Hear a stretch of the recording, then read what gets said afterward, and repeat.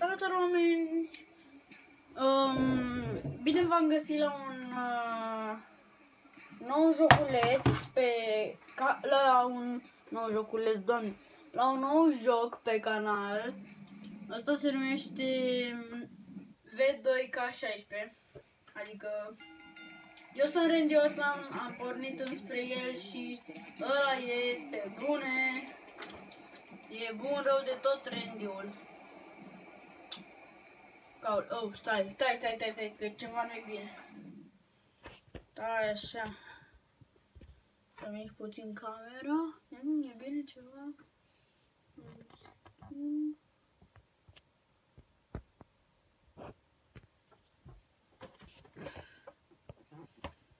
Stai așa, oameni buni, că camera nu e bine pusă. Adică camera telefonul. Bun, gata. Să începem Randy-ul. No. De la început. That's it, Rollins! Oh, ce căzătură a luat. Eu sunt Randy Orton, ăla de jos, Kofi Kingston e contra mine. Eu sunt Randy Orton, ăla care pierde pe acolo, ăla care... m-am apărat.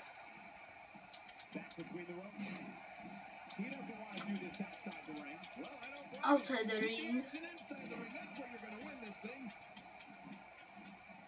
Ok, hai, Da, ce se întâmplă aici că nu mai înțeleg nimic? Bun, eu sunt afară și vedem cu cine pic. Să mă lupt. Kofi Kingston. Așa funcționează jocul.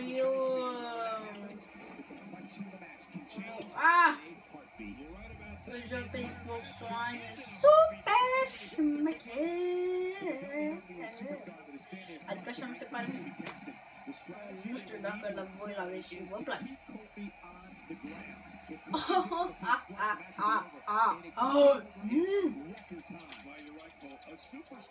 O să văd dacă pot să filmez GTA 5 anul viitor sau nu știu când o să filmez GTA 5 online, mamă! Pentru că acum n-am timp să-l fac, asta. Eu nu știu încă pe ce lume sau cum să-l ia să mă pun. Am jucat mai de mult Minecraft, dar nu mai îmi place, sincer. Acum îmi plac jocurile astea de...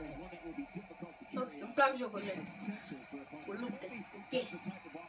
De-aia o să vă arăt și alt joc care se numește... Nu știu dacă o să vi-l arăt pe ăla. O să vi-l arăt sigur cândva, dar nu acum.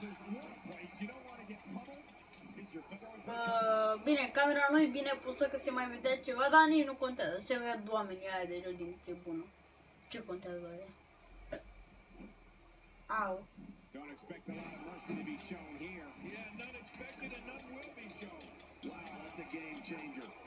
Bun.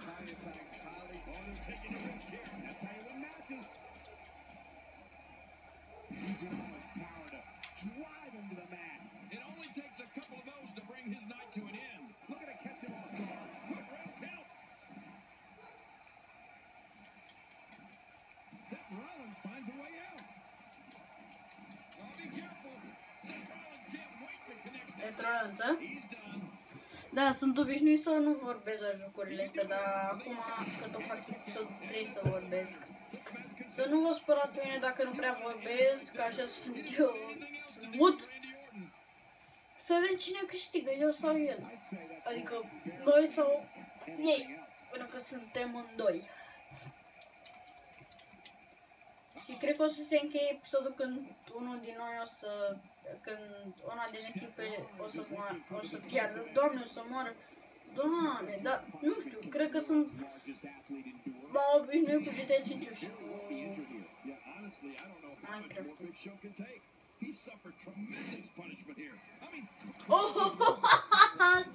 Asta a fost tare. Ideea e că amândoi a căzut.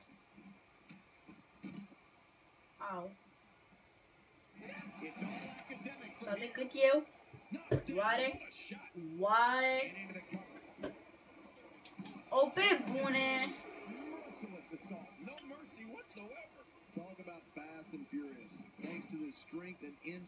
Hai mă, ridică-te!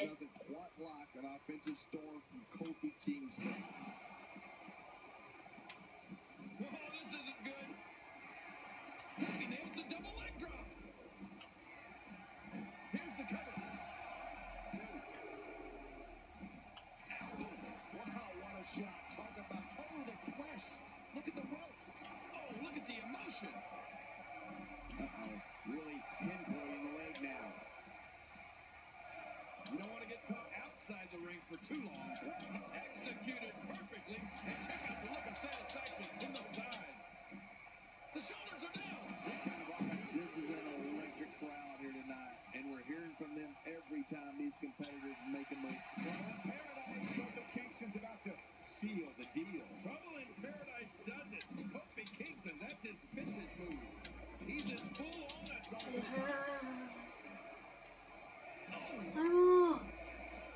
Băi! Băi! Doamne, ăla nu vede!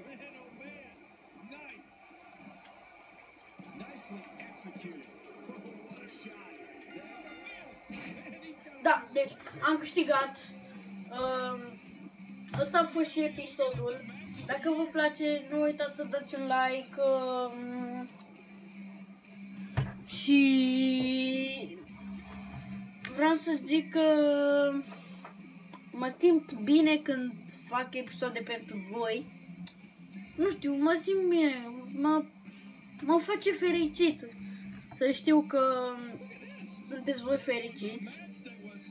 Și ne vedem data viitoare. Pa!